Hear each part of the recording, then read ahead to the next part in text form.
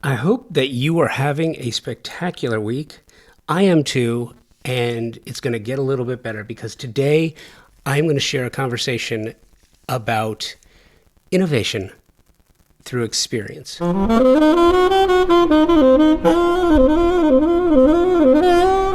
Today I am speaking with Ben Kasdan, and we explore the ethos of design, the importance of innovation through experience, and why architecture should be viewed as a living organism rather than a machine.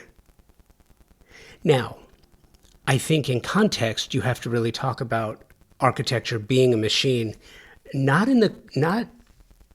so much in the Corbusier model of home as machine, but in the practical reality sense that you have an architect, you have a structure, and within that structure you have a series of substructures and subsystems, and each of those systems have to function together to make that structure as functional and purposeful as it can be, and that comes through innovation, and innovation is perfected through experience. And that's why it's so important. So today we're talking about innovation versus practicality. We talk about, citing Frank Gehry's Walt Disney Concert Hall. While the building faced initial criticism, rather, for a glare issue from its steel facade, its true innovation is in the acoustic experience and its purpose as a living room for the city. And the glare issue was easily taken care of. There are always going to be critics out there, but I wonder how many of the early critics of the Walt Disney Concert Hall actually went to a show there to talk about the architecture before they talked about it. Architecture as an organism. And again, challenging Corbusier's famous machine for living concept. Ben and I talk about the fact that buildings are more like living organisms that must be nurtured, maintained, and allowed to evolve. It's an interesting idea. The Ideas Lab, Ben's firm KTGY, operates a dedicated R&D studio that explores outside the lane concepts like 3D printed modular housing and solutions for homelessness without the immediate constraints of budget or specific client demands, or the NIMBYs. Am I right? Designing for the inhabitants. A significant portion of their work focuses on student and senior housing. Ben emphasizes that while these spaces are often transient, they must be designed to support the mental, physical, and intellectual well-being of the people living there. Interesting ideas. We talk about so much, and I loved my meeting I loved my chat with Ben, and I think you are going to as well, and I hope you do, and you're going to hear it all right after this. If you've listened to the show for any amount of time, you've heard me say this, that the most important word in the design industry is service. Product is important, price is important, selection is important, but stellar service is the premier idea that can make all the difference in the success of a project. Any project. How design professionals like you demand great service and your favorite brands in one place with expert, knowledgeable, and non-commission sales professionals. It's really important. It means that their only incentive is your satisfaction.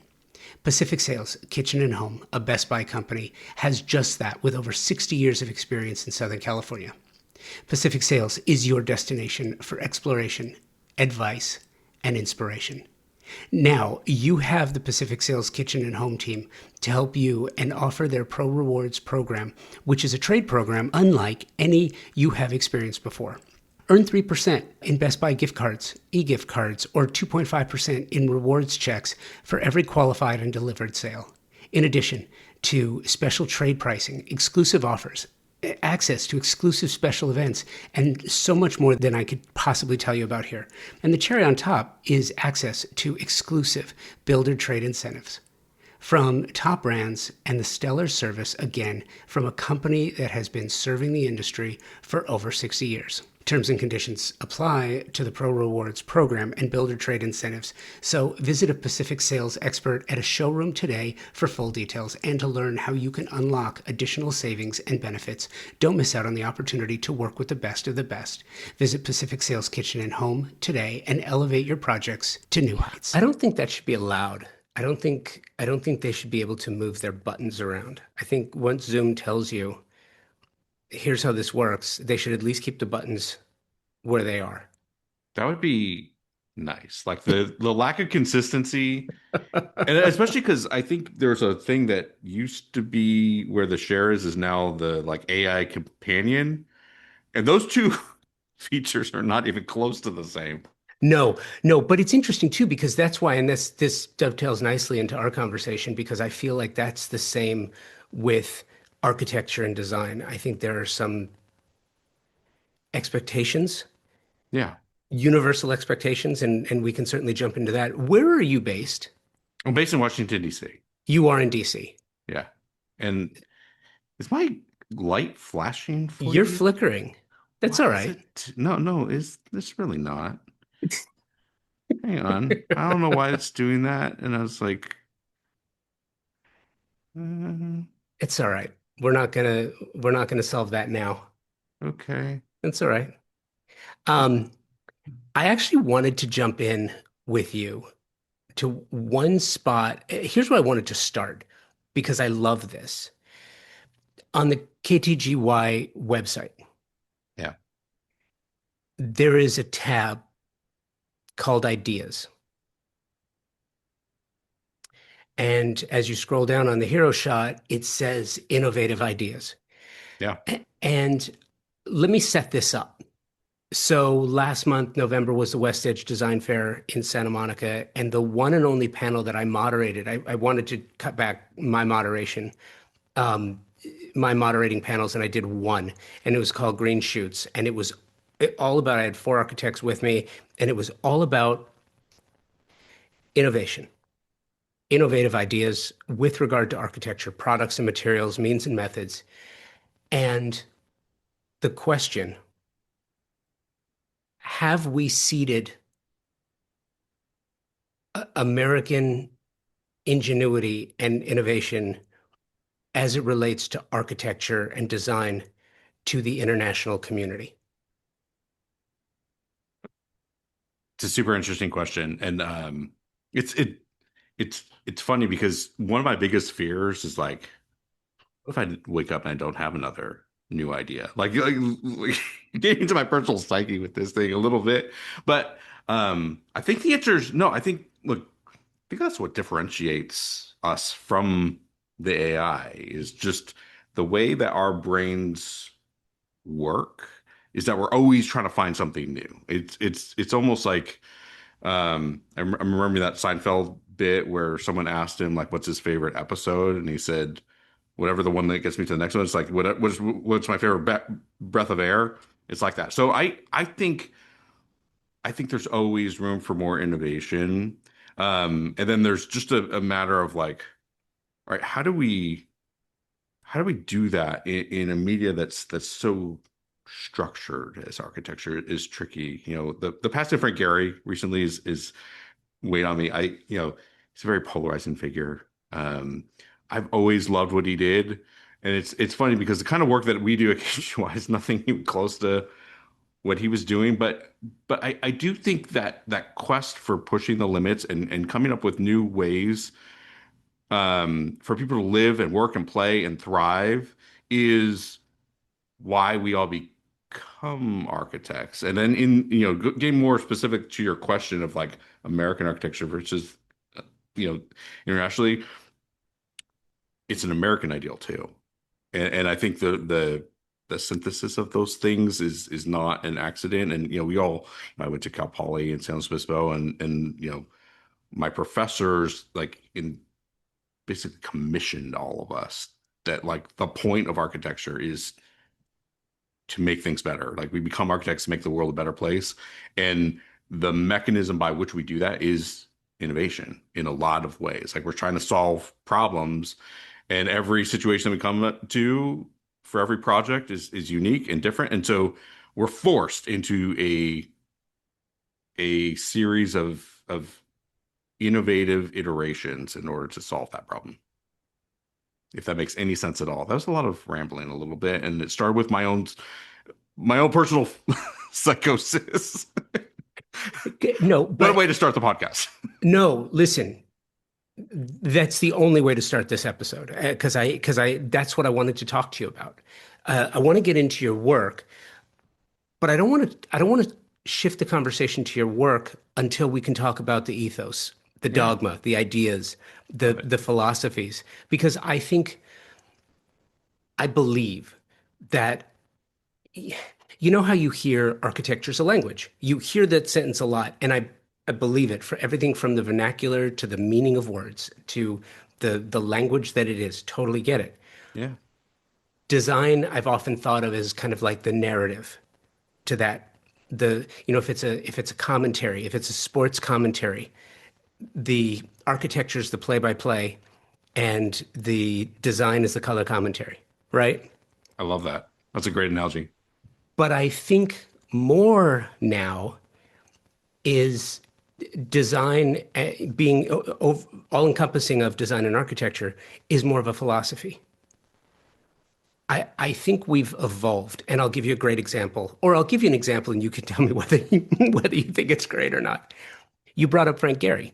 Yeah, I'm involved in a conversation on LinkedIn about Frank Gehry, and um, it's funny because I don't post often, but when I do, it's with a very specific idea. And it was in response to someone who said that they were surprised that Eli Broad doesn't get more props, more attention, more conversation when it comes to the Walt Disney Center. And I think the Disney Concert Hall, people just think of the way it looks, but that's the same way that the Guggenheim in Abu Dhabi. It's the same. It's different, but it's the same. But the Disney Concert Hall, what nobody ever talks about is that it was designed to be a living room for the city, right? That totally.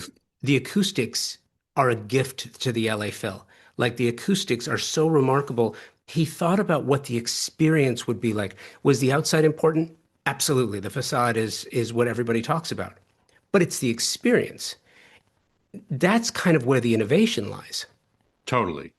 Yeah, and it's funny because Frank Gehry gets a lot of heat for the language that persists between many of his projects. Um, but I think that was an out that's just a byproduct of his process. And I love the Disney Concert Hall so much because it works on several different levels. Because I've read several articles that are quoting members of the LA Philharmonic, and they don't like to play anywhere else because that space is so perfect for them, both the performance hall and the practice spaces. And those forms are really just capturing the function of the LA Phil. And then there's this other layer too, the living room for the city. I love that you brought that point up. Um, and that just a bystander can wander around that building all the way up, over, around, and through. And I used to live in Southern California before I moved to DC in 2019. And I remember we did our holiday photos. It's just me and my two kids, and they're really little. And I love this photo, and it was just within the sweeping curves of that building. It sort of looks like we're in a spaceship, but we just walked there with our friend who took our photo, and that was totally accessible. And I had that as my profile photo on social media for probably a decade until my kids were too small in the photo to be relevant. And so I had to change it, but I love that photo so much. And the fact that that was so accessible to us, we didn't buy a ticket. We just happened to be in downtown LA, and we're able to experience that building in a different way than a member of the LA Philharmonic. And um, that language translated to a great holiday photo for me. It supported the function of that space, and I think that's where you're getting at. And I think the criticism of Frank Gehry of being kind of one dimensional, and like it's just sculpture and it's just art, it's not architecture. I think misses the point in a lot of projects. Yeah, yeah. Some of his work is more successful than others in doing all of those things, but a lot of his projects are masterful in doing all those things. And Disney Concert Hall is one of them, and Guggenheim's another. Maybe the Vitra building in Wilhelm Rhein is another that's working on a lot of those different levels too. Bilbao. I mean, just all the work that the body of work I think is extraordinary. But what's interesting too, and the point for me, and where I wanted to go with this, I want to tie it back to the ideas that you explore on the website, because I think that Yeah, I'm making a leap, and this is kind of where I wanted to go. Is I think that speaks to the manner in which you think about your profession and you think about what you do and how you do it. In context, we're talking about, and I will say this, I think our industry is woefully inadequate in the exploration of the ideas that lead to some of the most excellent architecture and design in the world. And I think that because, and I'll give you an example, but I think that because of that, yeah, there is a motivation to stay away from the avant-garde, to stay away from the exploration of new ideas, to stay with what's safe. And the idea is, if you're from LA, I'm from LA, you lived there a long time, so you probably know this, but when the Disney Hall first opened, there was a fatal flaw. And that is that if you were driving from the wrong direction at the wrong time of day off of the facade of the building, it was like a pinpoint light from the sun. And yes, you'd get sunburned just driving towards the thing. They had to actually buff the exterior yeah. to minimize the glare and the exposure. All that people were talking about when the Disney Hall came out was this fatal The flaw, blazer. Yeah, right?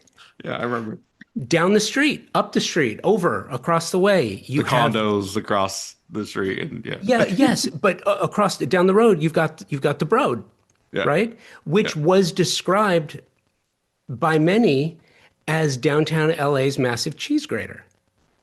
yeah. I don't know if you remember that, but So, there is just this massive quantity of bashing, and I think bashing always, you have to know something to attribute credit properly. I think you're right. Bashing is easy. Yeah, and I don't know if this is the best way to live your life, but I've noticed, depending on the source or even the content of the bashing or just negative feedback, sometimes it's a hint that you're onto something, depending on where it's coming from. And you don't necessarily want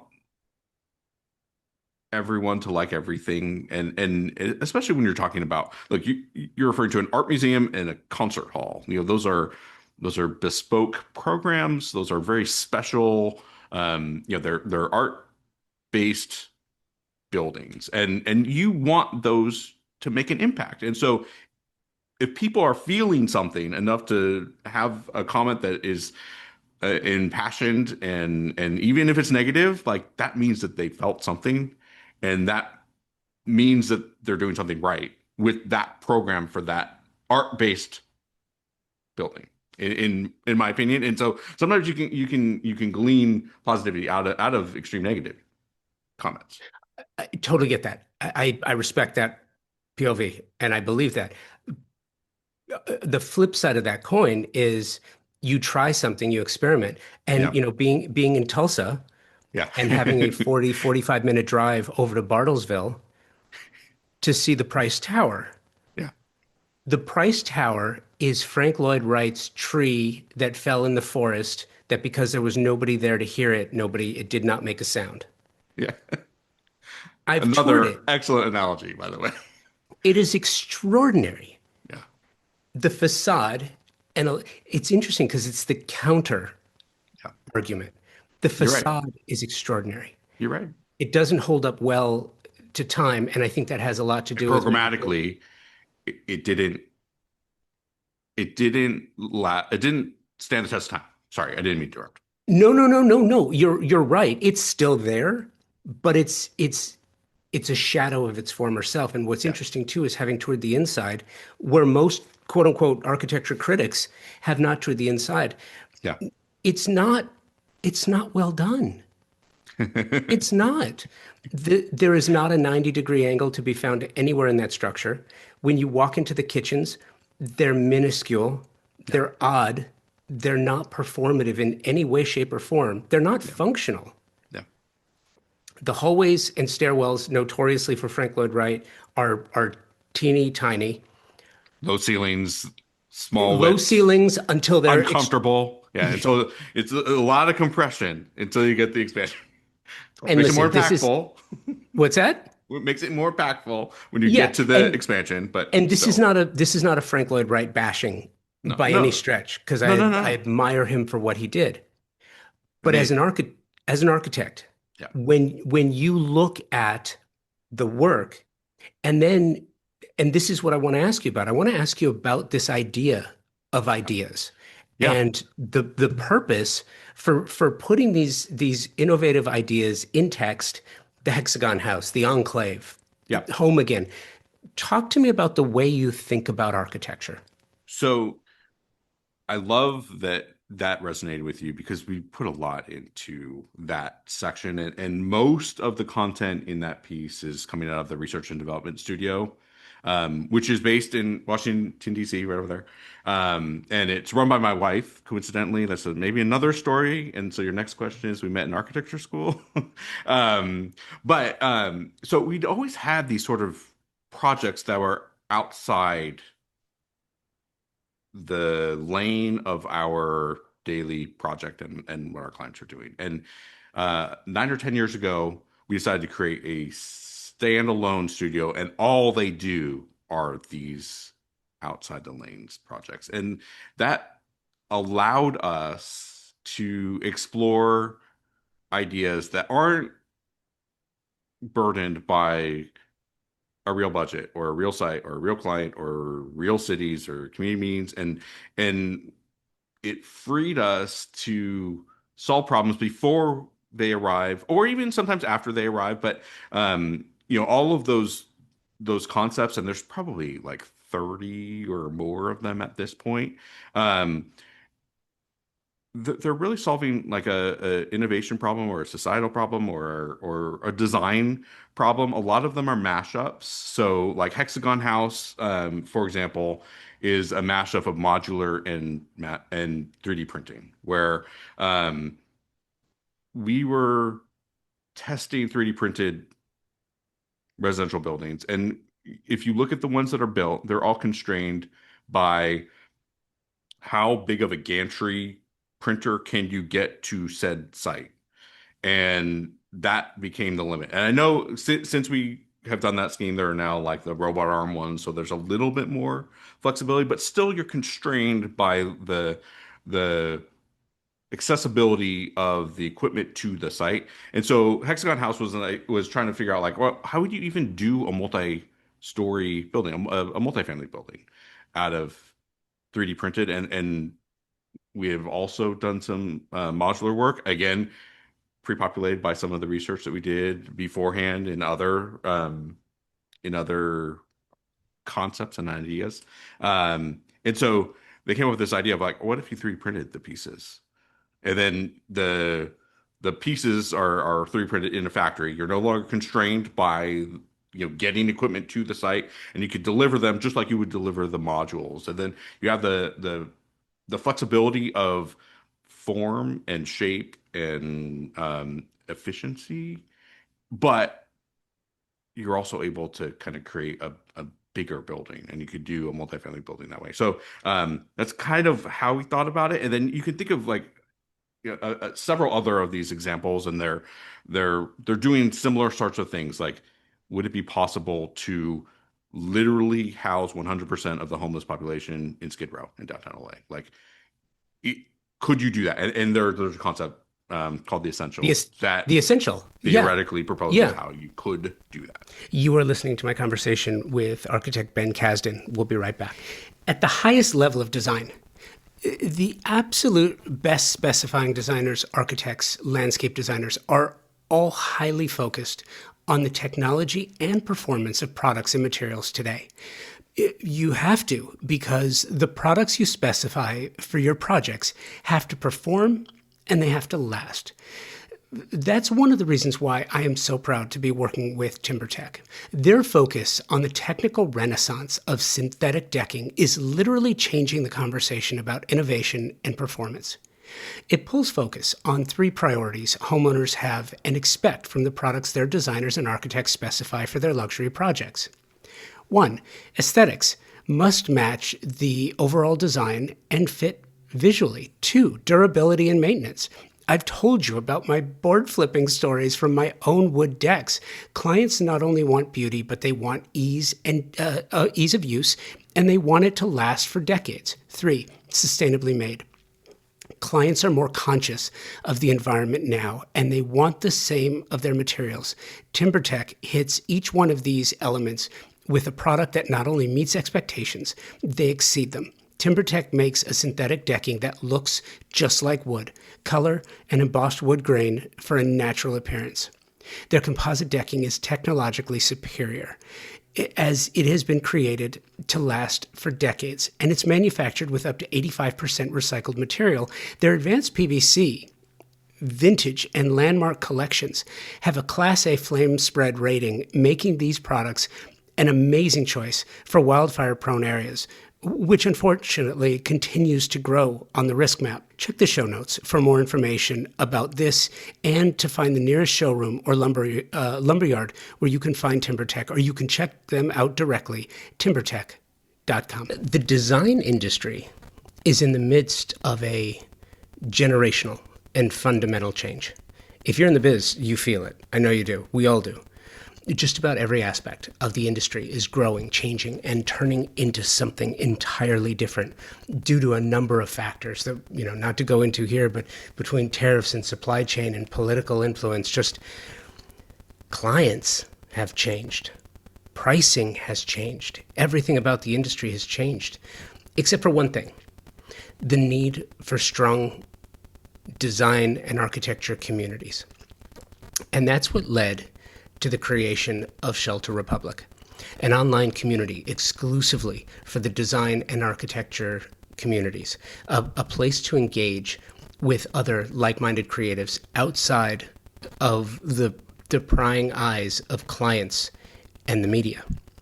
Wouldn't you like to belong to a nurturing community where you can have those real, challenging, authentic conversations, watch exclusive design-focused content, take free courses to level up your design business, hear from experts in the industry, guiding you and helping you move ever forward?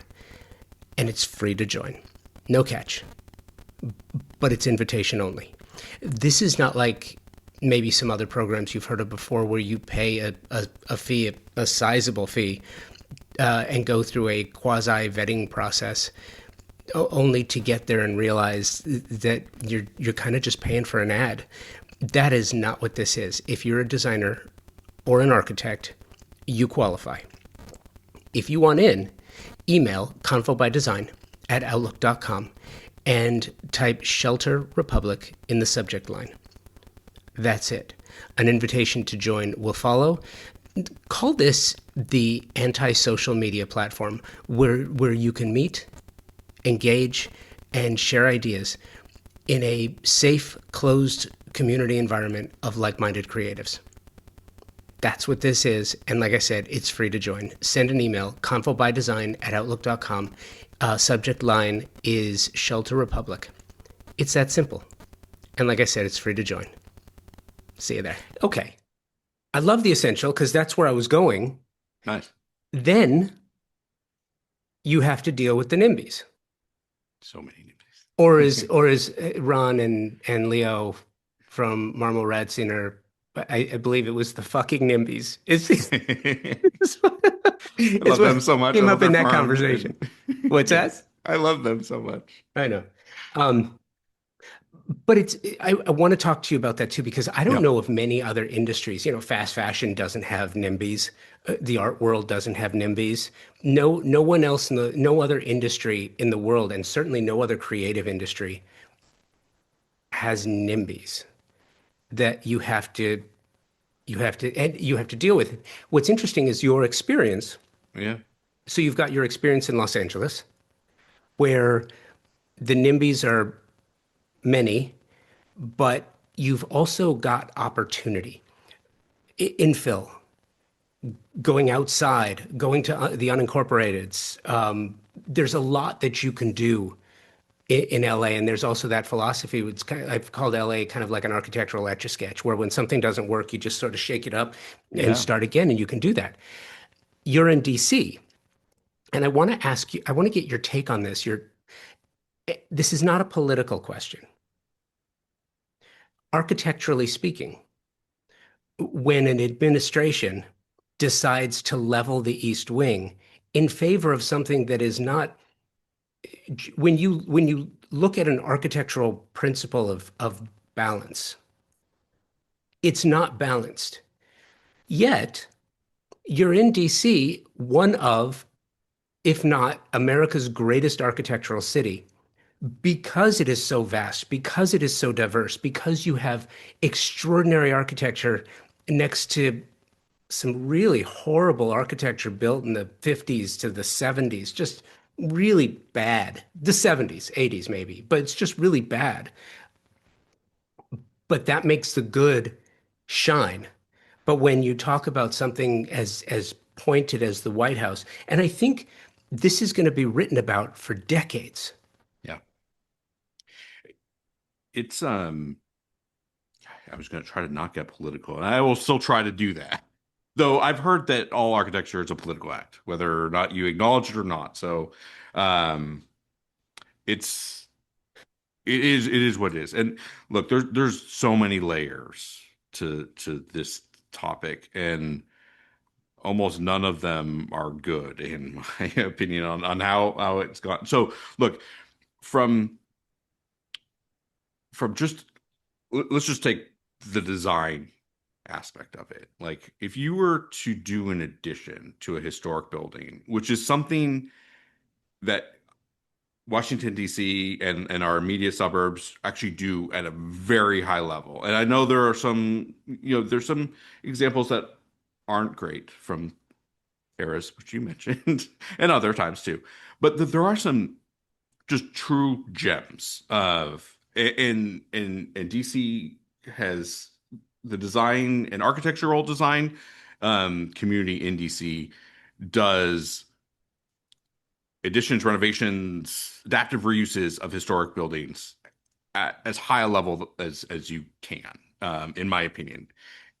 And the fact that this administration didn't tap into that, because an argument could be made that the East Wing could have been improved. Like, I think that is probably true, but just scraping it without any process, without any design. I mean, you look at the images that came out, it doesn't look like anything other than AI to me, honestly. Like, the It's plan doesn't well, match the elevations, doesn't match that little model thing. None of the it's a numbers make warehouse. any sense. It's a Like, warehouse. It's a no, day. yeah. It's a So, warehouse. from a design standpoint, it's just a total missed opportunity. Like, Yeah. all right, go to sustainability next. Like, Carl Elefante, who's also from the DC area, past AI national president. I, I would I would love to say that he's my mentor. I know him. He's an amazing person. I'm reading his book right now about getting to net zero. Um, he's an amazing leader. He's most known for is saying that the most sustainable building is the one that's already built. So the fact that we took the historic building that probably had like a whole bunch of asbestos and who knows what else in there, and we just tore it down and like put it in a landfill, like, that hurts. And then, you know, the occupant of the White House right now has a reputation for not paying architects and not paying the contractors. And so, like, that's on nothing. Like, there's nothing good that's happening in there right now. And it honestly, it breaks my heart, to see an old building that has like emotional significance, has historical significance, has programmatic significance. I mean, like, there were things that happened in that part of the building, and they just tore it down without any oversight. And you're talking about like NIMBYs. Like I guess that's one way to avoid the NIMBYs, but like every project that we do, and this was true when I was practicing in California at KTGY, and it is true in every jurisdiction that I'm practicing now on the East Coast too. Um, the community engagement piece is painful. Every once in a while, we'll have a YIMBY, someone who sees the benefit and looks at the research, and knows that new development, it doesn't matter if it's affordable housing or what. Almost every new development brings value to the existing context, and sometimes you hear that voice of reason, but almost always what you hear is like, I don't want change. I'd rather have this vacant lot than new housing for future neighbors. And you hear the same criticism every time. And so I guess if you just bulldoze something in the middle of the night and don't tell anyone about it, you avoid that. But I don't think that's better. What I think we need, honestly, and I'm diverging a little bit from the East Wing piece, but um, we need like a better marketing campaign. Like people in the public, I don't think they see the potential. I mean, we went to architecture school, so we like that's our job is to imagine the future. Most people didn't go to architecture school, so they're not imagining the future. What they're concerned with is their present and the issues that they have, and they are projecting them on any new development every time. And all they see is traffic and parking and whatever, and they're not seeing, well, actually, a surface parking lot is not the best use in my urban fabric. Actually, like a more vibrant community and filling in the missing teeth, all those things. Um, and so like when we're able to like truly engage with people, and what works for me best is like getting on one-on-one. So when I'm in these community meetings, like often I'm presenting, that's not the usually the best reception that I get. What it is I'll sit sort of on the side in the back while someone else is talking. And if someone has a question, I'll just talk to them one on one and be like, no, it works like this and this, and like what are you worried about? And that's what works. Like that one on one piece. We need sort of like this one on one and more civic level. And that kind of overarching advocacy isn't happening. At least not happening yet. No, and that's what I wanted to ask you about. As an architect, I'm going to assume that you're a member of AIA, Yeah, right? of course, of course. They've been fairly absent, It's hard. um, and Yeah. I understand it because I love having this conversation because what I find so fascinating about this, whether you knew it at the time or you chose it at the time, you selected an industry, you selected a career where no matter what you do, just by the nature of doing what you do, you have a bullseye on you. Yes. Every project you create, every project that's realized, every idea you share is criticized by people, most 99% of which have no idea what they're talking about, Yeah. right? Yeah. But it's criticism. And it's Yeah. not like you're a fine artist where you can say, well, I know it looks like grapes, but it's really an apple. And people are like, okay. All right, well, I could see that. No, it is what it is. But unlike fine art, what you do is so important. And, when it comes to the White House, I think it was Nixon who covered up the pool, Yeah. which is now the media offices. It's where the press, if there are any press left there, but that was where the press pool was. Yeah. Point is, that particular building has changed so many times. There really is no architectural provenance for that particular building You're right. anymore, You're right. right? You're right. So I get it. It is what it is. But I think the lessons that we could learn, I wish architects stood up for each other. I wish the industry, I wish the AIA had said something. I wish the ICAA had said something. Um, So to be fair, AI did say something. I mean, there's a press release that went out and all the things. oh no, not a press release. Yeah. And um and there are some things that they're doing. It's just, there's a TV show is the current idea on that like mass appeal. The issue is that nobody watches TV anymore. But so I think it's called like it's blank by design. So it's different topics. So there's like hotels by design and whatever by design. Can I just tell you, Yes. can I just tell you though, Ben, I hate that everything's by design now. Yes. I did this 13 years ago is when I named the show, and I swear 14 years ago when I named it. But like, if I had known that everything in 2025 was going to be by design, I totally would have done something different. I really would have. I really would have. I know.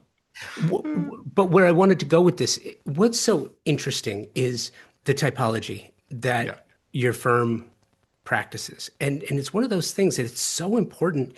I don't get the feeling just by doing a little bit of research into you and your practice and what you do. You're not interested in the whole Starchitect concept. It's really about the performative nature of the work and what it does. I I agree wholeheartedly and appreciate that you noticed that.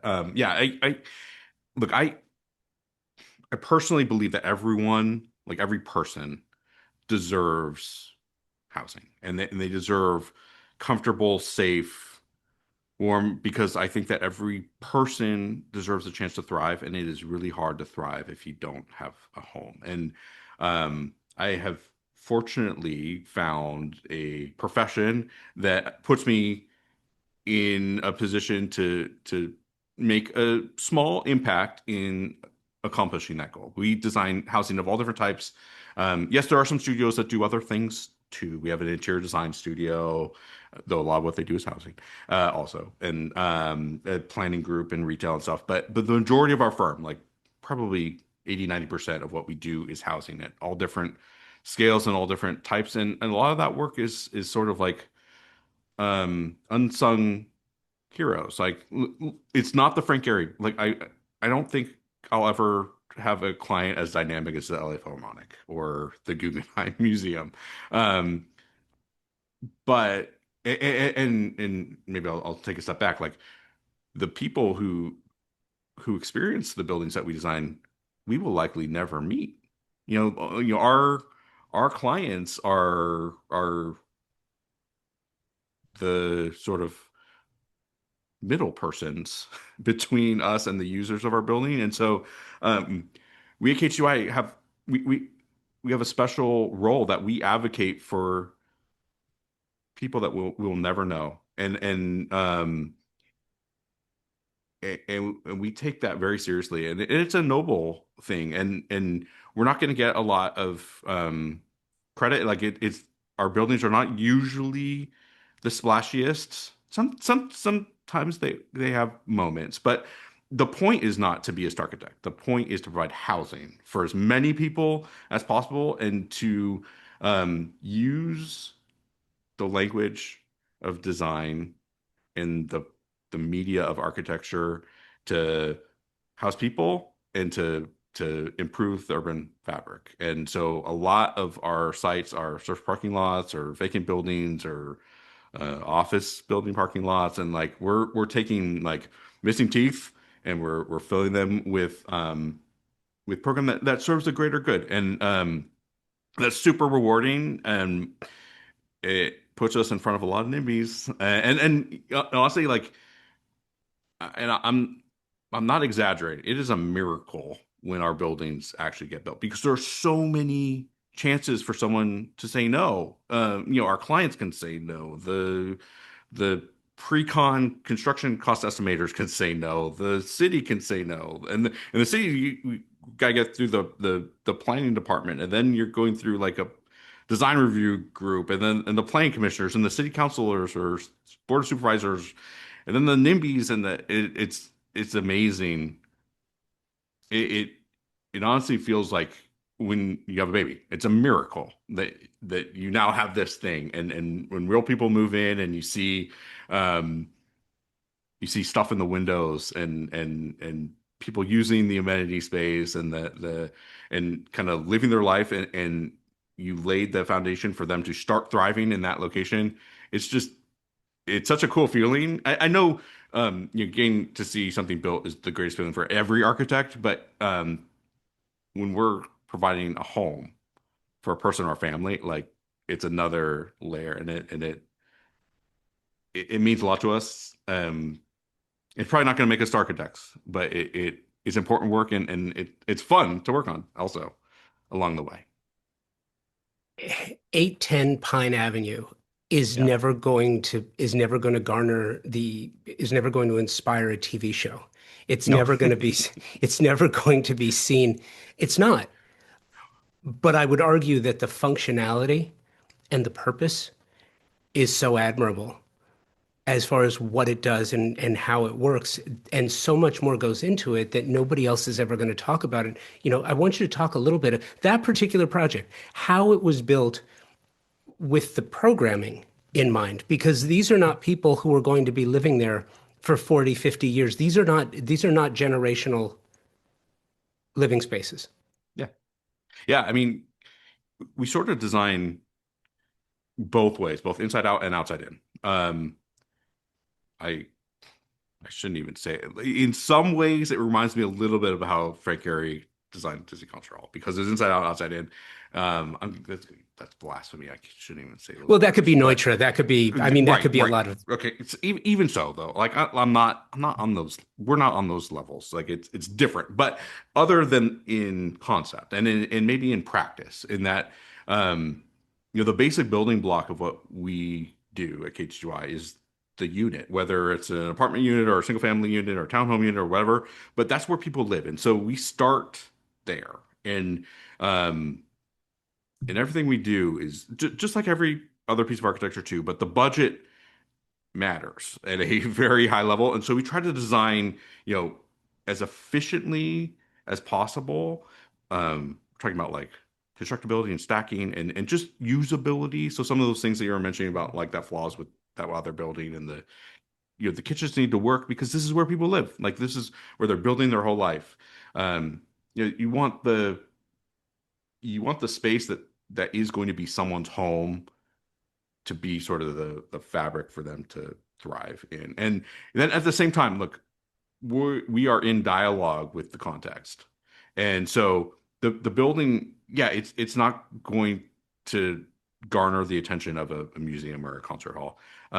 But we have to relate to the context and be a contributing member of, in this case, the fabric of Long Beach, um, in such a way that we are leaving it better than when we found it. That's what we're trying to do every time.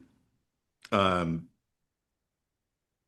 and I'll say we're not really thinking about the accolades, or we're not thinking about like trying to get into the magazines or anything. We're thinking about like, will the people who live here be proud to call this home?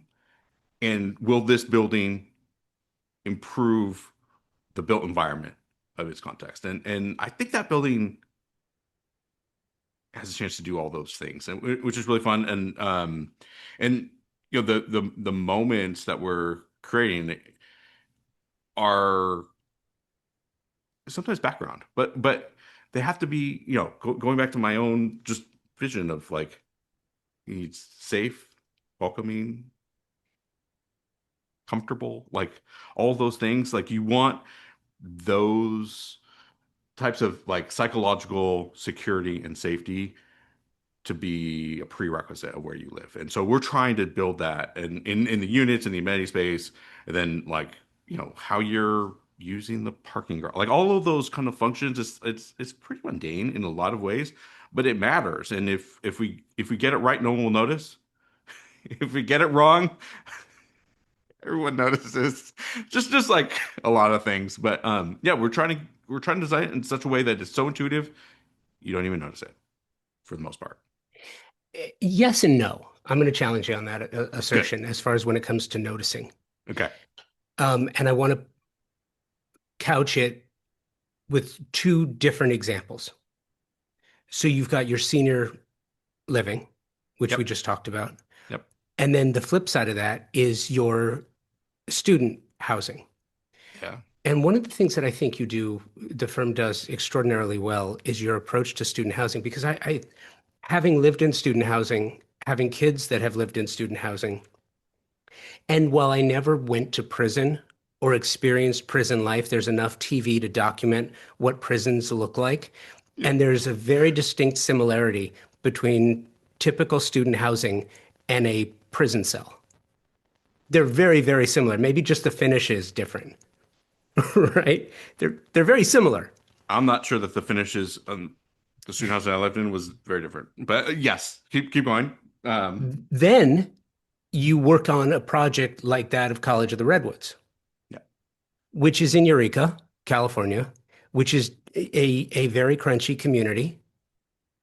And I'm curious how the community necessarily affects the manner in which you design something of that nature. And when you think about making student living something that is, because if you think about it, student housing has to be, you have to embrace the exuberance of youth.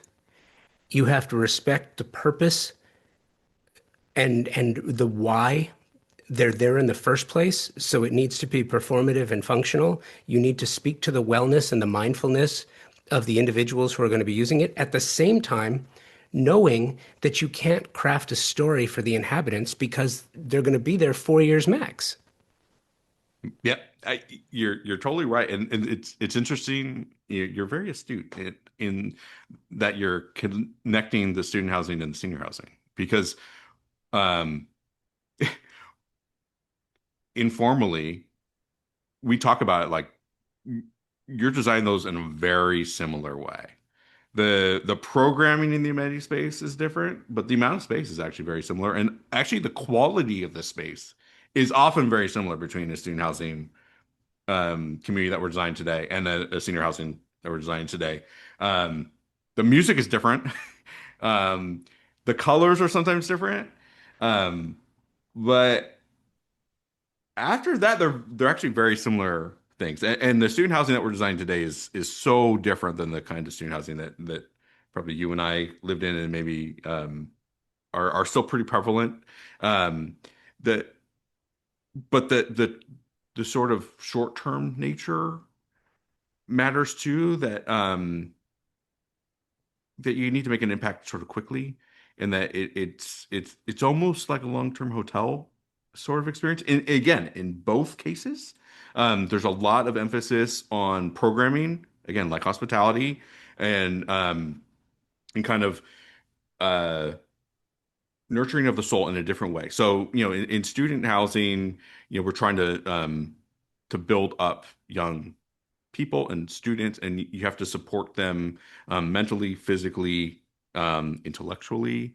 Um, and when you really think about it, you need to do that for senior housing too, and probably everywhere else too. But on those two spectrums, they're similar in that the design reaction or the solution to solving for those functions looks actually really similar. So if you look at like the amenity space in HFN and you look at the amenity space in the College of the Redwoods, like a lot of the same features are going to happen in both of those things. I know the Long Beach project is more vertical and the Eureka project is more horizontal, but like the orientation to the sunlight is actually really similar, and the indoor outdoor connection piece is done in a similar yet totally different context, urban versus a little bit more kind of in the woods. The population in Long Beach is different than the population in Eureka, and seniors like different things than students. But like when you distill and you like peel back the layers a little bit, they're kind of the same thing. And you could probably find a student housing building that looks more like H&M Pine and vice versa. You could probably find a senior building that looks a little bit more like College of the Redwoods that we've also designed too. And if you just match context to context, I think they'll look pretty similar. So it's interesting that you picked up on that pattern. Well, and I appreciate that. Here's what's interesting to me. The idea of architecture and what it's there for and the purpose behind it. The This is not a form versus function conversation. This is a programming feasibility. experience conversation. Yeah. Like I always thought, always, I mean, once I kind of understood what it meant, I I always kind of questioned the idea of form and function in that context, right? Because I think that's the wrong question to be asking. I think the question to be asking is, how does it feel? What's the Yeah. experience? Form and function don't speak to experience, but architecture and design is all about experience. I could not agree with you more because if you're really talking about form and function, the the function that form follows is usually parking, which is stupid. Like when you really get into it, the typology is based on like fitting the cars, which is like worse than irrelevant because cars aren't real. They're machines.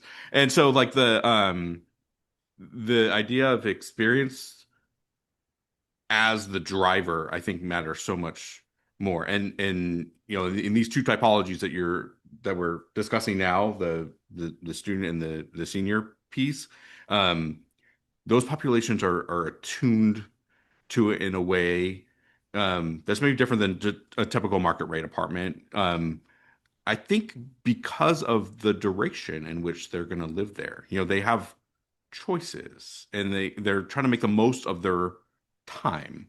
And so the experience of being in these units and in these amenity spaces that are associated with these communities has to resonate with them at a level that they believe that they can thrive there while they're at school for 4 years or in their retirement years um and that becomes a differentiator and why someone would choose to live in these communities. And I think that's why our clients are hiring us, really, is that we're going to help them um, build upon their vision and create spaces that capture the imagination of their future customers, basically. And I'm less interested in the customer piece. I'm more interested in the experience that we're able to create with these spaces that is connected to those programmatic elements that and constraints and all those things that have to be there for these things to actually come out of the ground to become real. Um, but it's more than just the function, because if it was just the function, then you end up with these really weird, unwelcoming, uncomfortable spaces. And I think to that Munger Hall debacle at UC Santa Barbara, where 95% of the Windowless sleeping rooms, boxes. right? Like, because that's form follows that function. You know what I mean? Um, so what we it's funny. There's another R&D prototype concept that's in contrast to that. So that's called Thrive Hall. And when that Munger Hall thing came out, we tried to think of like what's the antithesis to this idea, and it was basically designing a student housing building whose primary function was to support the mental health of the students. And the research that went into developing that concept has actually helped us design housing for all types, because not just students, but just people need their mental health to be nurtured and supported, and design has a role in that. Oh, absolutely. And what's interesting too is, you talk about things being similar and the same between student housing and senior housing. In student housing, you have to look at the finishes and can it withstand a joint falling out of the ashtray, in student housing? Yes, Well, you might have the same thing in senior housing. that's what I'm saying. Yep, the music is different Sometimes. sometimes. And listen, I have a feeling for Gen X, the Yeah, music's going to be exactly the same. yeah, you might be Once the right. kids catch on to the 80s, it's all over. I think with Stranger Things now, they already are. I have a 13-year-old, and I've been like listening to the music that he is singing along to, and it's all 80s. It's kind of amazing. Oh, I love that. That's so awesome. What's interesting too is if you can, and it's funny because Corbusier talked about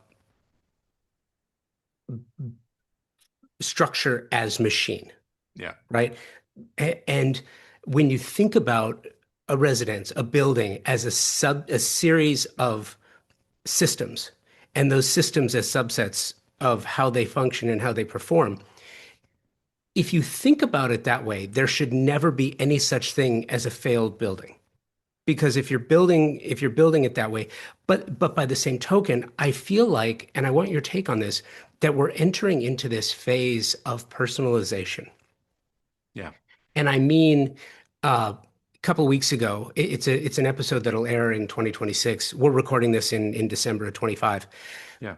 Um, Ronnie Stanley, who plays for the Ravens, had him on the show, and I don't have consumers, I don't have homeowners on the show without the presence of a designer or an architect. I never have.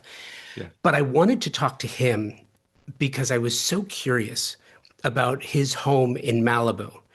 And it wasn't so much about fit and finish as it was about the fact that you have this man that is 6'8" and 300 and something pounds and a 36-inch high countertop isn't suitable, doesn't Totally. work.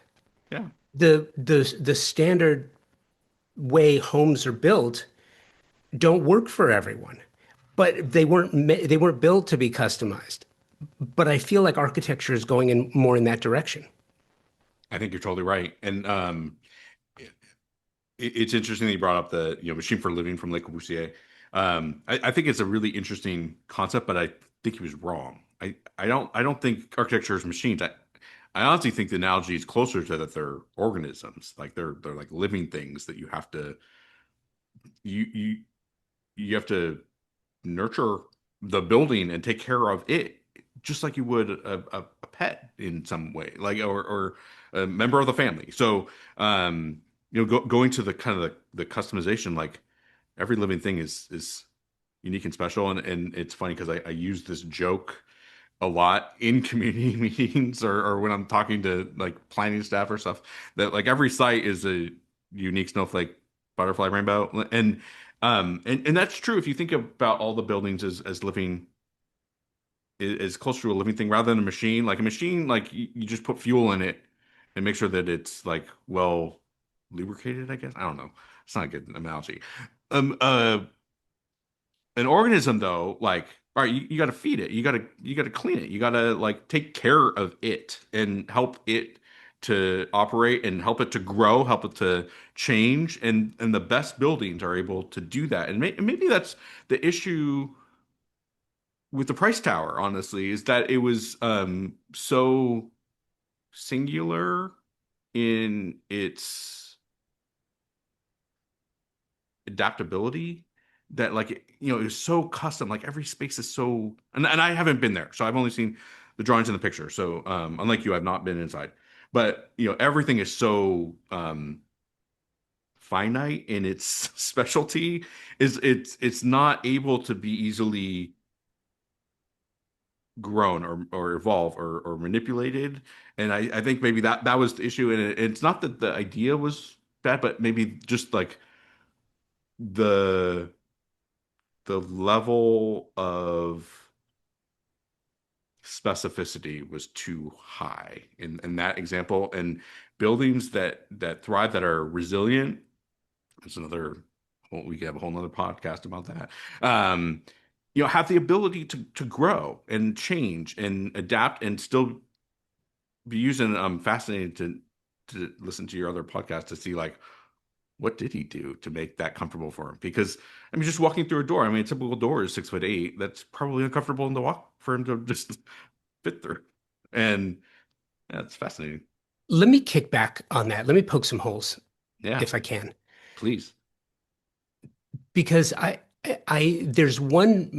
find one major flaw in your argument. Okay. By the way, it's an opinion, so it doesn't mean anything but No, no, opinion. I'm just making this all up. 1001 North Roxbury.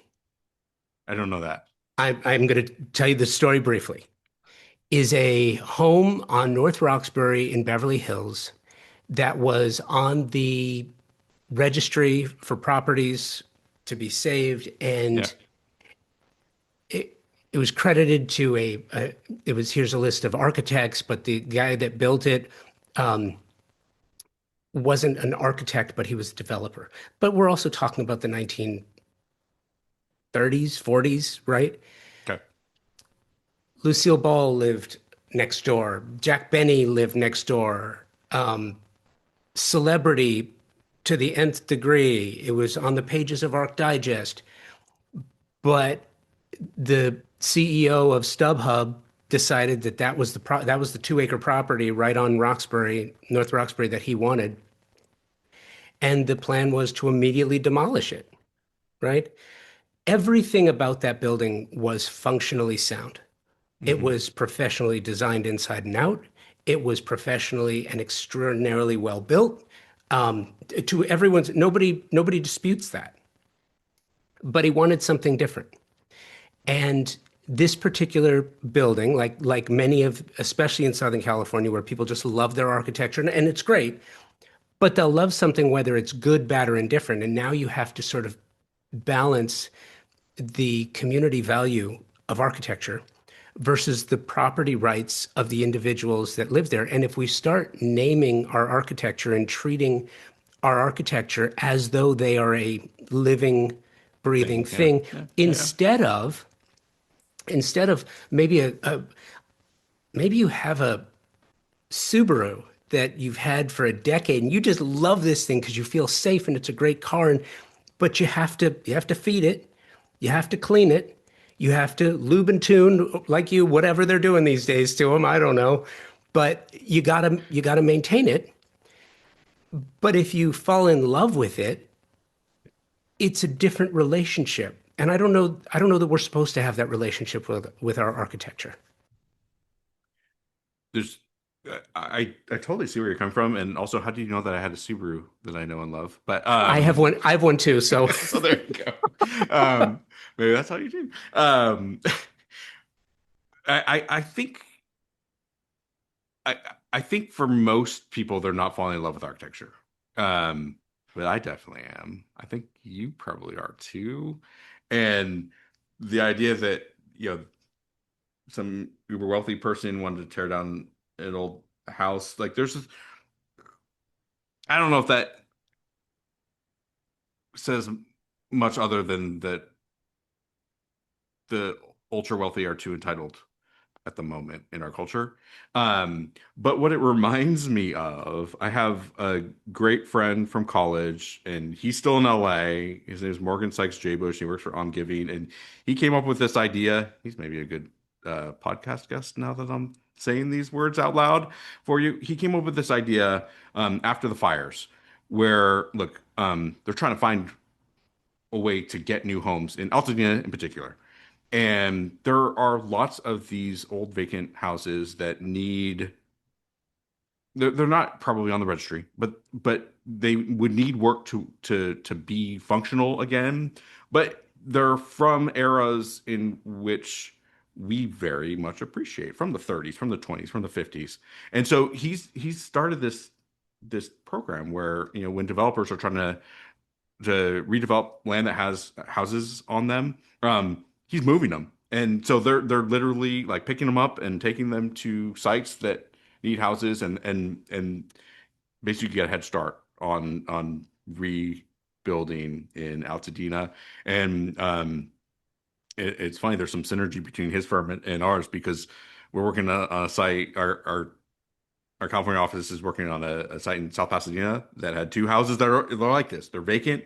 They're sort of in disrepair, and hopefully we'll be able to get those two houses replanted. And I don't know if the Roxbury house would be candidate for the small lots in Altadena, but the idea that, like, or maybe there is another life for it, that it's not just destined for the landfill, and it could just be for pieces and parts too. Like, maybe there's some like nice beams or pieces of glass or doors or whatever, or windows. I don't know. That could have been just repurposed in a way other than just put to the landfill. And that is another way of taking it. It's like grafting in a lot of ways, like architectural grafting rather than just disposal. And look, if I could drive my Subaru forever, I would totally do that. But I don't think that would happen. And there's not a good way to graft much out of it, probably. Maybe, I don't know. Like, Listen, Ben, I am so with you. 100%. I think that's an excellent point, and giving some of these structures second lives instead of the philosophy, and that's what I feel like needs to change, is totally. the philosophy, the mindset. You Yeah, don't yeah, just tear it absolutely. down and start over. Maybe there's a second life. And just to put a bow on this and take it back to the very beginning, like I was thinking about, could you imagine if instead of just demolishing the East Wing and taking it to a landfill, if it had been smartly thought out and planned? One of my aunts has a chunk of the Berlin Wall in Lucite, Yeah, and she still has it to this yeah. day. If they would have taken the material, like take a pane of glass and put it in Lucite and say this pane of glass came from the East Wing of the White House, and you auction that off to benefit fire victims, flood. You pick a charity and auction it off. You've There's kept so much things, value that was squandered. and that I think speaks to the broader issue of how, in general, we think about our architecture. You're totally right. You're totally right. And it's funny.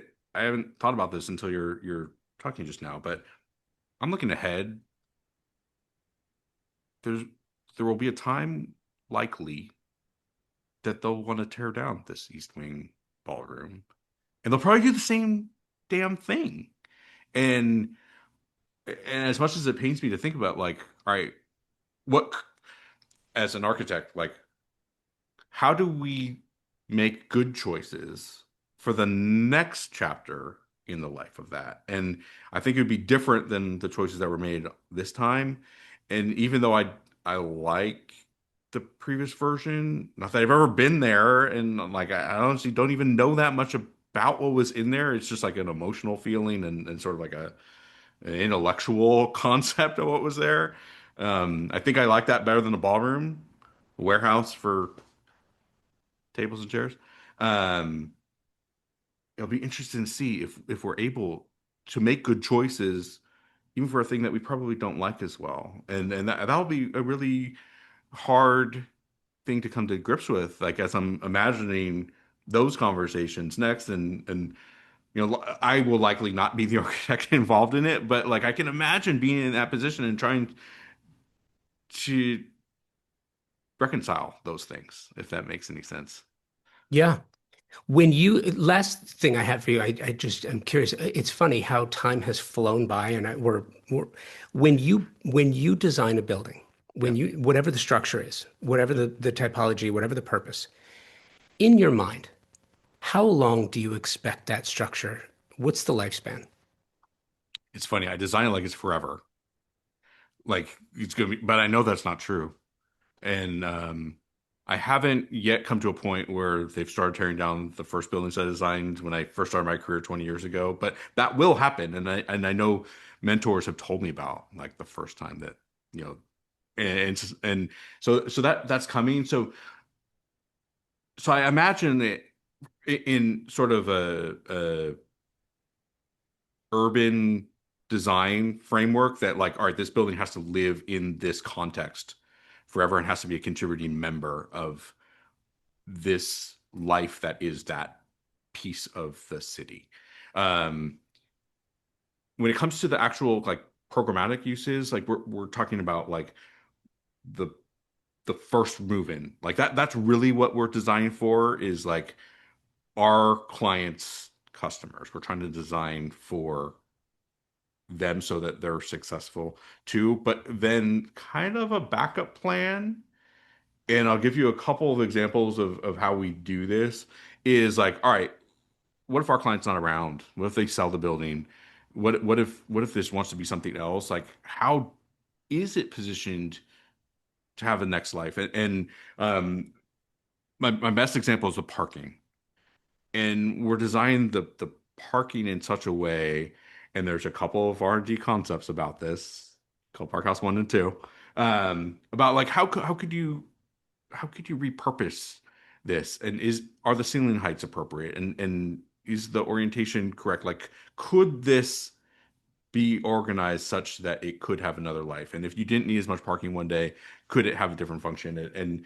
Um and so we think about it that way. But in terms of like your actual question, I have to sort of think about it like it's forever, and it sort of reminds me of writing a song, if that makes any sense, where you have to come up with a concept, and it's funny talking about music and talking about architecture is almost you almost use the same words. You're talking about rhythm and structure and form and I color cannot and tell you. dynamics and I've done more than a dozen episodes on music and architecture over yeah. the years. I'm totally with you, 100%. And so, I mean, how we think about it is we're trying to like write a composition of a song, and we actually write haikus about our project, and we use that as like literally a verbal diagram, and try to distill back to that, and so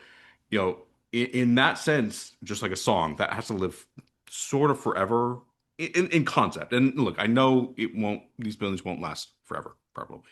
Um, but we think about it like they do because it needs to matter. It needs to matter for the people that live there, and sometimes those big ideas that come out of the early design process are really interesting.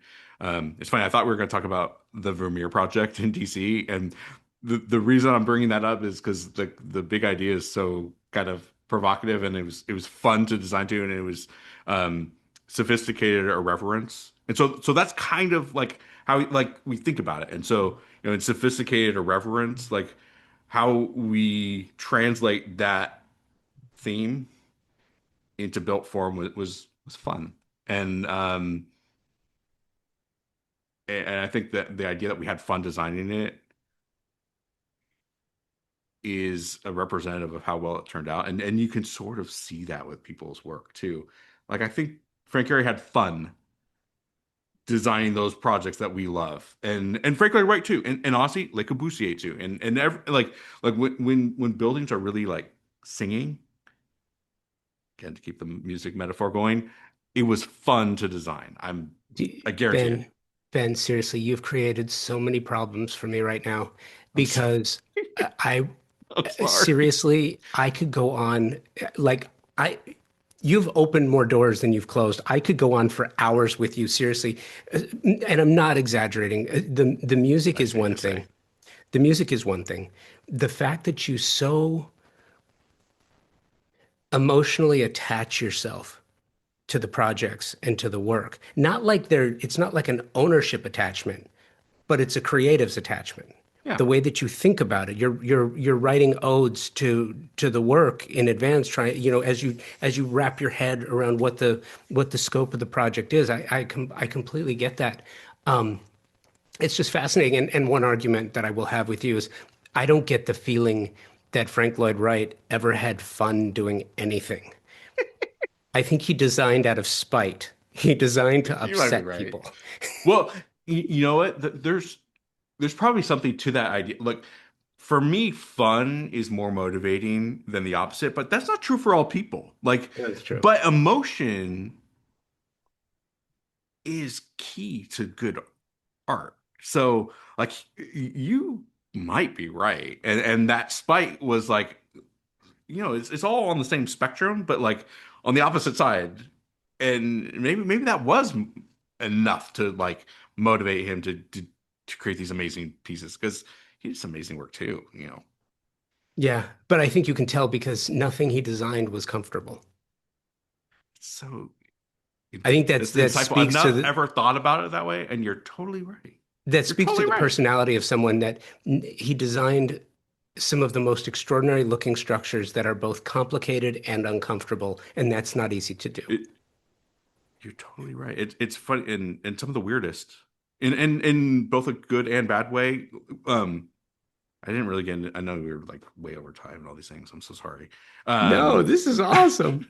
I, so my dad was a civil engineer and I Was what? a civil engineer. Okay. And so he, tangentially knew about architecture. And I decided I wanted to be an architect when I was in the second grade, which is crazy. Um, but so he would take me to buildings. And so he took me to the Marin County Civic Center. That was the first building that I ever went to see a building. And I remember just thinking like, I didn't know buildings could look or feel like it's so weird.